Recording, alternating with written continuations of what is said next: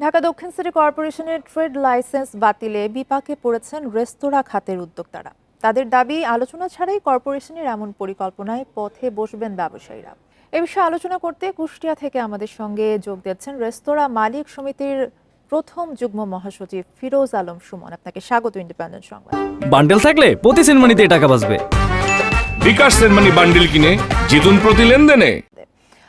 শুরুতেই যে প্রশ্নটা করতে চাই সেটা হচ্ছে, নকশা বহির্ভূত পরিবেশ ছাড়পত্র ছাড়া রেস্তোরাঁ কেন চলবে, কিভাবে চলবে এবং এই বিষয়ে আপনাদের অবস্থান কি?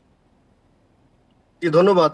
আমরা ইতিমধ্যেই গত কয়েকদিন আগে সরকার একটা গ্যাজেটে দেখেছি যে দক্ষিণ সিটি কর্পোরেশন নকশা বহির্ভূত সকল ট্রেড লাইসেন্স বাতিল করেছে। আসলে আমরা বলবো যে এটা কার সাথে কথা বলে, কোন সংস্থার সাথে কথা বলে, কাদের সাথে পরামর্শ করে এটা বাতিল করলো, কাদের সাথে কথা বলে বাতিল করলো, এটা আমরা মনে করি যে একটা আত্মঘাতী সিদ্ধান্ত। দেখেন, এই সেক্টরে রেস্তোরাঁ ব্যবসায়ী যারা এন্টারপ্রেনার আছে, উদ্যোক্তা আছে, সেটা সরকারের হিসাবে আমাদের প্রায় 4,73,000 স্টুডেন্ট এবং রেস্তোরাঁ মালিক সমিতির যারা সদস্য আছে নিবন্ধিত প্রায় সারা বাংলাদেশে 60,000-এর কম বেশি।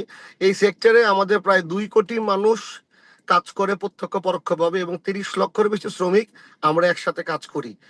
তো বড় ব্যাপার হলো যে আপনি একটা সিদ্ধান্ত নিবেন, সেটা কোনো আমাদের সিদ্ধান্তের ক্ষেত্রে আপত্তি নেই, কিন্তু আপনারা কাকে জিজ্ঞেস করলেন এবং কাদের সাথে পরামর্শ করলেন? একতরফা কোনো কিছু করে একটা শিল্প দিনে দিনে দিনে দিনে দিনে দিনে কয়েক বছরে এবং এবং কোটি মানুষের কর্মসংস্থান হয়েছে এই এই এই সেক্টরে। আপনার কোনো যোগ নাই, পরামর্শ নাই এবং ট্রেড লাইসেন্স দিলেন আর আপনি এখন এটাকে আপনারা হলো আপনাদের মন চালো আপনারা এটাকে ক্যান্সেল করে দিচ্ছেন। এখন তাহলে এই যে যারা উদ্যোক্তা, যারা কোটি কোটি টাকা বিনিয়োগ করেছে, ব্যাংক লোন নিয়ে হাওলাত করে বরাত করে, এখন এই মানুষগুলোর একটা মরার দশা হয়েছে। এবং গত আপনার 29 তারিখে আমরা সিটি কর্পোরেশন যদি আপনাকে একটু বলি যে যেসব রেস্তোরাঁয় দুর্ঘটনা ঘটেছে সেসবের কিন্তু কোনো অনুমোদন নেই। এই ধরনের রেস্তোরাঁয় দুর্ঘটনার দায় কি আপনারা নেবেন?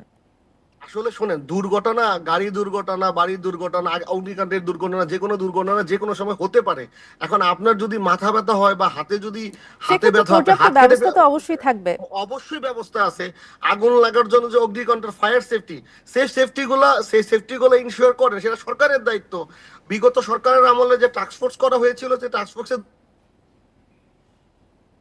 2টা মিটিং হয়েছে যে একটা নিরাপদ একটা শিল্পের হলো রেস্তোরাঁ সেক্টর কিভাবে করা যায়। সারা পৃথিবীতে রেস্তোরাঁ সেক্টরে চাহিদা আছে, আমরা বলতেছি না যে আমরা ধোয়া তুলসী পাতা।